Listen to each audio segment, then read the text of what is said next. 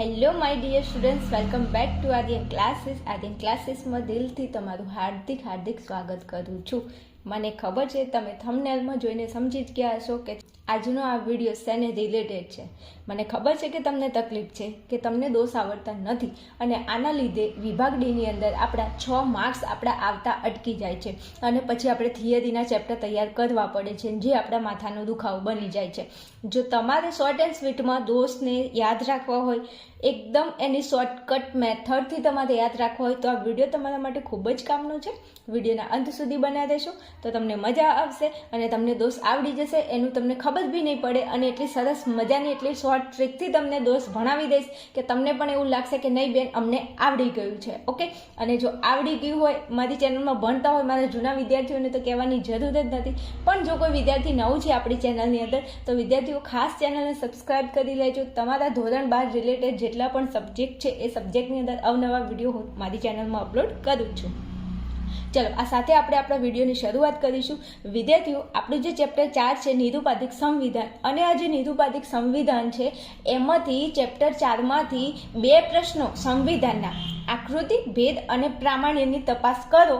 આવો પ્રશ્ન તમને વિભાગ ડીમાં પ્રશ્ન નંબર 49 અને 50ની અંદર પૂછાય છે. તો તમને આકૃતિ આવડતી હશે બનાવતા, ભેદ આવડતો હશે, પણ દોષ તમને લખતા આવડતો નથી. તો આના માટે શું કરવું? તો મારા વાલા વિદ્યાર્થીઓ, એના માટે તમારે સૌથી પહેલાં 6 દોષના નામ તમારે યાદ રાખવા પડે.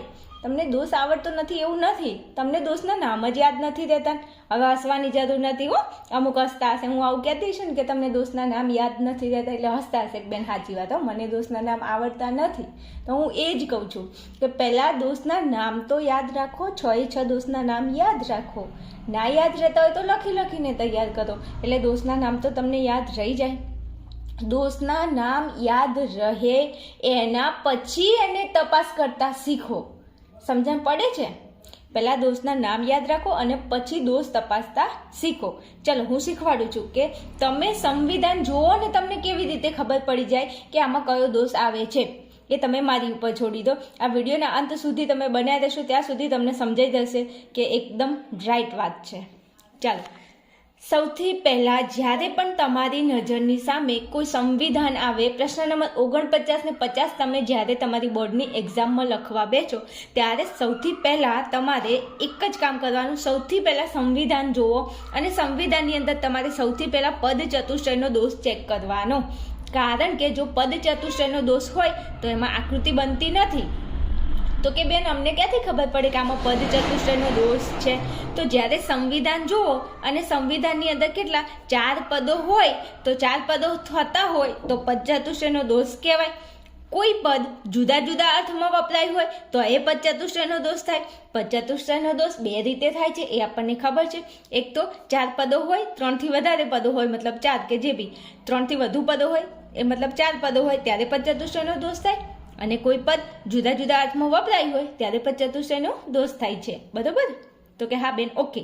તો બસ અંદર સંવિધાનમાં જુઓ 4 પદો આપેલા હોય તો સીધું લખી દેવાનું પદ ચતુષ્ટયનો દોષ થાય છે, આકૃતિ શક્ય બનતી નથી. અને ભેદ તો તમને સંવિધાનમાં જોઈને કેવી રીતે તપાસ કરો એ તો તમે મારા વિડીયો જોઈને શીખી જ ગયા હશો, તો એના વિશે હું વધારે તમને સમજાવતી નથી. ઓકે માય ડિયર સ્ટુડન્ટ્સ, હવે બીજી એક વાત. જો જ્યારે ગાંધીનગરની ઉત્તરે, અમદાવાદની ઉત્તરે, દક્ષિણે, તો ઉત્તરે દક્ષિણે આવું બધું આવે ને એટલે ધ્યાનમાં લેવાનું, ખાસ કરીને પદ ચતુષ્ટયનો દોષ આવતો હશે. બીજું કઈ એવી વસ્તુઓ છે, કયા એવા શબ્દો છે જો તમે સંવિધાનમાં જુઓ તો તમને જોઈને ખબર પડી જ જવી જોઈએ કે અહીંયા પદ ચતુષ્ટયનો દોષ થાય છે. રાઈટ વાત? તો કે બેન રાઈટ છે. આપણા સ્વાધ્યાયની અંદર જે 40 સંવિધાન આપેલા છે ને એ એક સંવિધાનને ચેક કરવું હોય તો કરી લેજો. કોઈ પણ સંવિધાનની અંદર જો સખી આવતું હોય તો બોલ્યા ચાલ્યા વગર લખી દો પદ ચતુષ્ટયનો દોષ થાય. જો મિત્ર આવતું હોય તો લખી દો પદ ચતુષ્ટયનો દોષ. જો મીઠું આવતું હોય તો પદ ચતુષ્ટયનો દોષ હોય. ભદ્ર આવતું હોય તો એ પદ ચતુષ્ટયનો દોષ થાય. ઘોડા આવતું હોય કે ગાય આવતું હોય, આટલા શબ્દો યાદ રાખો ને તો તમારું કામ 50% 100% પૂરું. સમજો? ખાલી 6 શબ્દો, જો આમાંથી કોઈ પણ શબ્દ આવે તો તમારે લખી દેવાનું કે અહીંયા પદ ચતુષ્ટયનો દોષ થાય છે. સમજ્યા પડી? તમને એવું લાગતું છે બેન પેલું આ વ્યાપ ને અવ્યાપ ને એ બધું ચેક કરવાનું થાય તો એમાં અમને છે ને આવડતું નથી, એમાં ખબર નથી પડતી. તો બેટા હું એવું કહેવા માંગુ છું કે પહેલાં તમે છે ને એ જે ચેક કરવાના દોષ છે ને એને છેલ્લે રાખવાના. સૌથી પહેલાં જોઈને કેવી રીતે ખબર પડે કે કયો દોષ થાય છે? તો આ પંચચતુષ્ટયનો દોષ એવો છે, જોઈને ખબર પડી જાય. જો સખી હોય તો પંચચતુષ્ટય મિત્ર, મીઠું, ભદ્ર, ઘોડા અને ગાય આ દેખાય તો લખી દો પંચચતુષ્ટયનો દોષ. તો ચલો પંચચતુષ્ટયના દોષમાં ખબર પડી ગઈ કે આટલા શબ્દો દેખાય તો લખી દો પંચચતુષ્ટય. અને થોડું ચેક એ કરવાનું કે 3થી વધારે પદો છે કે નહીં એ ચેક કરો. જો એવું હોય તો એ લખી દો પદચતુષ્ટયનો દોષ. બરાબર, તો એક દોષ પૂરો. સૌથી પહેલાં તમે 49 અને 50મા નંબરનો જ્યારે પ્રશ્ન આ પૂછાય સંવિધાનનો અને તમે એને સોલ્વ કરવા બેસો તો સૌથી પહેલાં પંચચતુષ્ટયનો દોષ જોવાનો. જો થતો હોય તો લખી દો પંચચતુષ્ટય, ના થતો હોય તો બીજા નંબરે કયો દોષ જોવાનો? તો બીજા નંબરે તમારે અહીંયા આ દોષ જોવાનો જે મેં અહીંયા લખેલો છે. જો જ્યારે તમે પંચચતુષ્ટયનો દોષ ચેક કર્યો પણ પંચચતુષ્ટયનો દોષ થતો નથી તો હવે બીજા નંબરે કયું ચેક કરવાનું? તો બીજા નંબરે જોવાનું બંને આધાર વિધાનમાં નથી હોય તો વ્યાવર્તક આધાર વિધાનનો દોષ થાય છે. બીજા નંબરનો દોષ તમારે આ જોવાનો. દોષનું નામ છે વ્યાવર્તક આધાર વિધાનનો દોષ. રાઈટ, આ દોષ તમારે બીજા નંબરે ચેક કરવાનો. તો કે બેન આ દોષ અમારે કેવી રીતે ચેક કરવો? વ્યાવર્તક આધાર વિધાનનો દોષ એ તમારે કેવી રીતે ચેક કરવાનો? તો કંઈ નહીં, આ સંવિધાન આપેલું છે. તો કે હા બેન આપેલું છે. સંવિધાનની અંદર પાછળ જુઓ, નથી 3 વખત નથી આવતું હોય આમ તો 2 વખત જ જોવાનું, અહીંયા ને અહીંયા. જો આ 2 વખત નથી આવતું હોય તો લખી દો વ્યાવર્તક આધાર વિધાનનો દોષ. કશું તપાસવાની જરૂર નહીં, સંવિધાન જોવો ને દોષ આવડે પણ દોષનું નામ યાદ નથી રહેતું. ન્યા તકલીફ છે હે ને? તો પછી તો મેં સિમ્પલી સમજાવી દીધું. નથી અને નથી 3 વખત નથી જોવા મળે તો લખી દો વ્યાવર્તક આધાર વિધાનનો દોષ. વાત થઈ પૂરી. 1 માર્ક્સ માટે જો તમને મહેનત કરાવું છું, સમજાય છે? અને આ રિવિઝન બેચમાં આવું જ ભણાવું છું. શોર્ટ એન્ડ સ્વીટમાં ફટાફટ કેવી રીતે યાદ રહે. હજુ તત્વજ્ઞાનની રિવિઝન બેચમાં નથી જોડાયા તો ફટાફટ જોડાઈ શકો છો. હાલ તમને ઓફર બી આપેલી છે અને પેપર સેટમાં પણ એવું છે, ઓફર ચાલુ છે. જોડાવવું હોય તો ફટાફટ જોડાઈ શકો છો. વધારે વાત નથી કરવી, ચલો આગળ જઈશું. આ દોષમાં ખબર પડી ગઈ. પંચચતુષ્ટયનો જુઓ, પંચચતુષ્ટયનો દોષ ના હોય તો વ્યાવર્તક આધાર વિધાનનો દોષ જુઓ.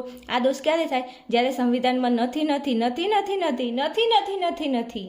શું નથી જ્યારે નથી આપેલું હોય ત્યારે લખી દેવાનું વ્યાવર્તક આધાર વિધાનનો દોષ. ચલો 2 દોષ પતી ગયા. હવે ચેક કર્યું પંચચતુષ્ટયનો દોષ નથી થતો, આ એ નથી થતો, વ્યાવર્તક આધાર વિધાનનો દોષ એ નથી થતો. તો પછી શું ચેક કરું? તો ભાઈ ત્રીજા નંબરનો દોષ ચેક કરું. ત્રીજા નંબરનો દોષ કયો છે? જે મેં અહીંયા લખેલો છે. જો સંવિધાનમાં એક આધાર વિધાન નિષેધવાચક હોય અને ફલિત વિધાન વિધિવાચક હોય તો દોષનું નામ આવે નિષેધવાચક આધાર વિધાન પરથી વિધિવાચક ફલિતનો દોષ.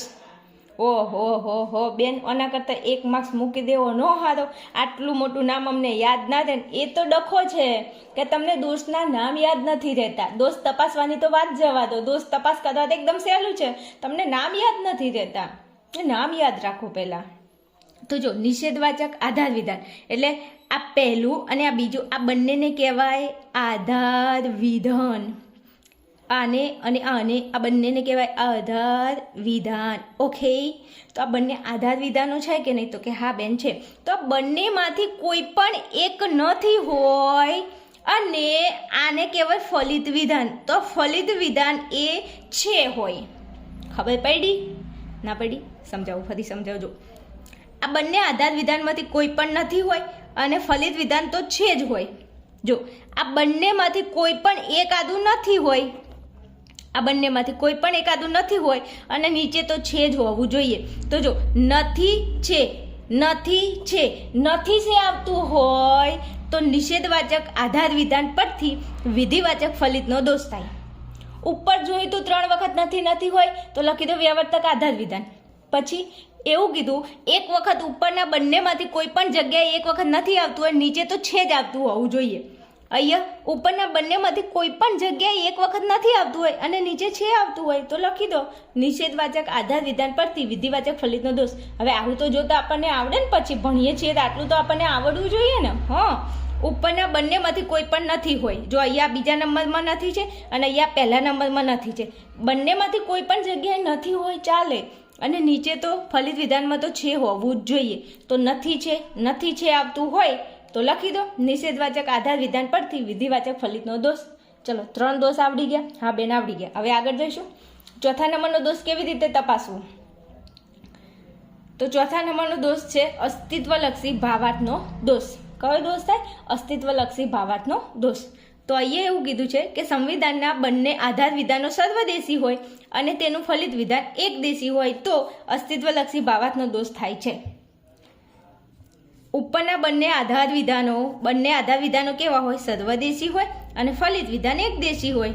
ખબર પડી? ના પડી? તો જો આ બંને શું છે? આ બંનેને કહેવાય આધાર વિધાનો, કહેવાય કે નહીં? અને આને કહેવાય ફલિત વિધાન. રાઈટ? તો કે હા રાઈટ. તો બંને આધાર વિધાનો છે ને આ ફલિત વિધાન છે. તો આધાર વિધાનો બંને સર્વ હોય અને ફલિત વિધાન અહીંયા જો આપેલું છે ફલિત વિધાન એક દેશી હોય અને આધાર વિધાનો બંને કેવા હોય? સર્વદેશી હોય. તો કયો દોષ થાય? તો અસ્તિત્વલક્ષી ભાવાર્થનો દોષ થાય. આવું તમને જોતા ના આવડે? આગળ જોઈ લેવાનું. બે આધાર વિધાનો સર્વ હોય અને નીચેનું આધાર વિધાન એક દેશી હોય તો કયો દોષ થાય? અસ્તિત્વલક્ષી ભાવાર્થનો દોષ થાય. મોસ્ટ ઓફ તમને સર્વ અને કેટલાક આપેલું હશે. જો સર્વ કેટલાક આપેલું હોય તો એ લખી દો અસ્તિત્વલક્ષી ભાવાર્થનો દોષ.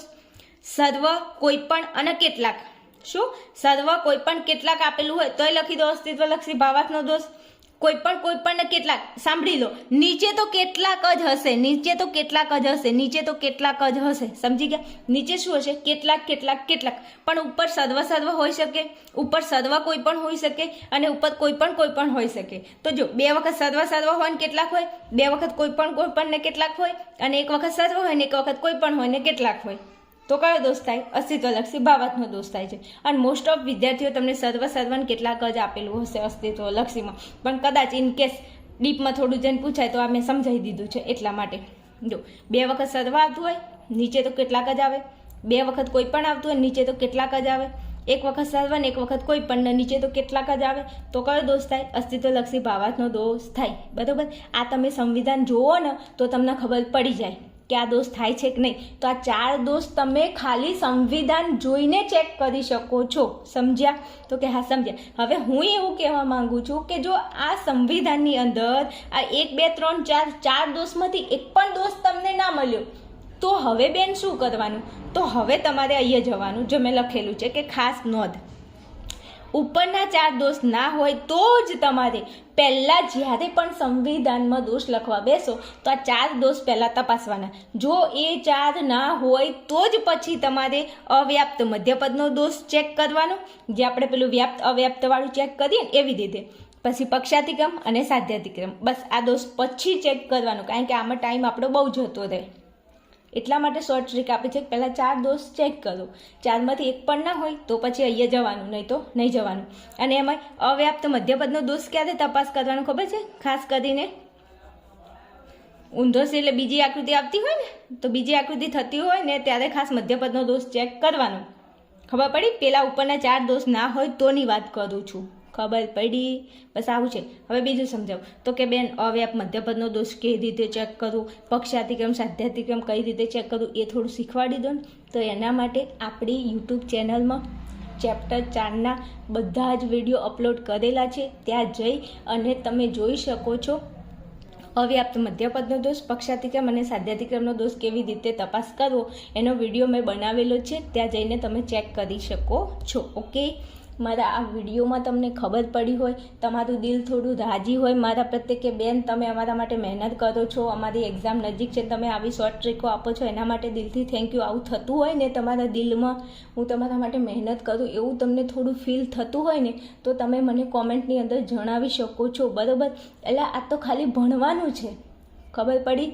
ઘણા બધા મનુષ્યોએ આ ધરતી ઉપર અવતાર લીધો છે અને અવતાર લઈને એમને એવી તપસ્યાઓ કરી છે જેના લીધે ભગવાન વિષ્ણુ ખુદ અહીંયા આવીને એમને મળ્યા છે. ધ્રુવની વાત કરું તો ધ્રુવે એવો દ્રઢ નિશ્ચય કર્યો હતો કે નહીં મારે વિષ્ણુ ભગવાનને મળવું છે. એના માટે એને રાત દિવસ તપસ્યા કરી અને ભગવાન વિષ્ણુ મજબૂર થઈને નીચે આવ્યા હતા. તો આ તો આપણે ખાલી દોષ તપાસ કરવાના છે, આપણે ક્યાં મોટી મોટી તપસ્યાઓ કરવાની છે બોલો?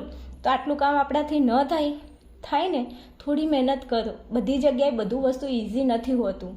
થોડી તો પછી આપણી મહેનત હોય છે એમાં, અને આપણી મહેનત કરવી પણ પડે. બધું વસ્તુ ઇઝી હોય આ દુનિયામાં તો તમે ખાલી વિચારી લો કે બધું માંગવાથી મળી જતું હોય તો સારું જ છે ને. કોઈ મહેનત જ ના કરે ને, સમજાય છે? એટલા માટે કહું છું. નપાસ થવું હોય ને તો એ પરીક્ષામાં ગેરહાજર રહેવું પડે, અથવા પરીક્ષામાં એક ઓકડોય ના પાડો તો નપાસ થાવ તો એ મહેનત જ કહેવાય ને, કે ગેરહાજર રહ્યા અને કંઈ ના લખ્યું એ મહેનત ના કરી કહેવાય? હા, તો પાસ થવા માટે બધું કરવું પડે. શામ દામ દંડ ભેદ બધું અપનાવવું પડે, સમજ્યા? ચલો મળીએ નેક્સ્ટ વિડીયોમાં. ત્યાં સુધી જોતા રહેશો આર્યન ક્લાસીસ.